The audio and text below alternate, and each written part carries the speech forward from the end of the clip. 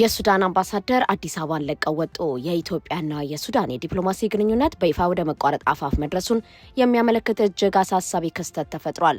በኢትዮጵያ የሱዳን አምባሳደርና የአፍሪካ ህብረት ቋሚ መልእክተኛ የሆኑት አልዛይን ኢብራሂም ሁሴን የሱዳን መንግስት ባቀረበላቸው አስቸኳይ ጥሪ መሰረት አዲስ አበባን ለቀው ወደ ሀገራቸው መመለሳቸውን ሱዳን ሆራይዘን የተሰኘው ጋዜጣ ዘግቧል። አምባሳደሩ ትላንት ምሽት ላይ ወደ ካርቱም የተመለሱት የሱዳን መንግስት በካርቱም ዓለም አቀፍ አየር ማረፊያ ላይ ለተፈጸመው የድሮን ጥቃት የኢትዮጵያ እጅ አለበት በሚል ከባድ ተቃውሞ ካሰማ በኋላ መሆኑን የሁለቱ ሀገራት የዲፕሎማሲ ፍጥጫ ወደ አደገኛ ደረጃ አሸጋግሮታል። የሱዳን የውጭና ዓለም አቀፍ ትብብር ሚኒስቴር የሆኑት ሞሂ አልዲን ሰላም ትላንት በሰጡት መግለጫ አምባሳደሩ ወደ ካርቱም የተጠሩት ከሀገሪቱ ከፍተኛ የፖለቲካ አመራር ጋር በወቅታዊ ጉዳዮች ላይ ለመምከር መሆኑን ገልጸዋል።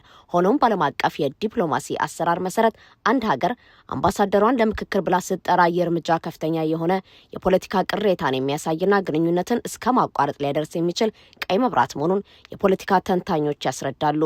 ጋዜጣውም ይህንኑ አረጋግጦ የእርምጃ አምባሳደሩን በዚያው ማስቀረትና በሁለቱ ሀገራት መካከል ያለው የዲፕሎማሲ ግንኙነት ሙሉ በሙሉ ማቋረጡን ሊያስከትል እንደሚችል አስጠንቅቋል። የዚህ ክስተት አንደምታ የሁለቱን ሀገራት የሁለትዮሽ ግንኙነት ከማሻከርም ባለፈ ሰፊ የቀጠናዊ ፖለቲካ ስብራትን ይዞ የሚመጣ ነው። በመጀመሪያ ደረጃ አምባሳደር አልዛይን ኢብራሂም ሁሴን የሱዳን መንግስት የአፍሪካ ህብረት ቋሚ መልእክተኛም በመሆናቸው አዲስ አበባን ለቀው መውጣታቸው ሱዳን በአፍሪካ ህብረት ያላትን ተሳትፎና ፖለቲካዊ ውክልና ክፍተት ውስጥ ይከተዋል።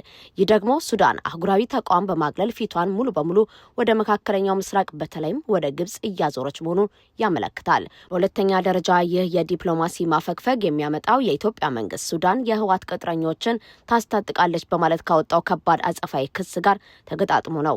አምባሳደሩ አዲስ አበባ ውስጥ በሌሉበት ሁኔታ የሁለቱ ሀገራት የውጭ ጉዳይ ሚኒስቴሮች ቀጥተኛ የዲፕሎማሲ መስመር ስለሚቋረጥ ትናንሽ የድንበር ግጭቶችና አለመግባባቶች በቀላሉ ወደ ሰፊ ጦርነት ሊያመሩ የሚችሉበት በር ሰፊ ነው። መንግስታት አምባሳደሮቻቸውን ሲጠሩ ቀጣዩ እርምጃ ብዙ ጊዜ ወታደራዊ ዝግጅትን ማሳደግ ይሆናል። ጋዜጣው ዘገባ የአምባሳደሩ ዳግም ወደ ፖለቲካዊቷ መዲና አዲስ አበባ መመለስ በሱዳን መንግስት የመጨረሻ ውሳኔ ላይ የተንጠለጠለ ነው። ነገር ግን አሁን ባለው ተጨባጭ የፖለቲካ የሚዲያና የወታደራዊ ፍጥጫ አንጻር የካርቱም መንግስት ባጸፋው አምባሳደሩን ላይ መልስ የሚችልበት እድል የሰፋ ነው።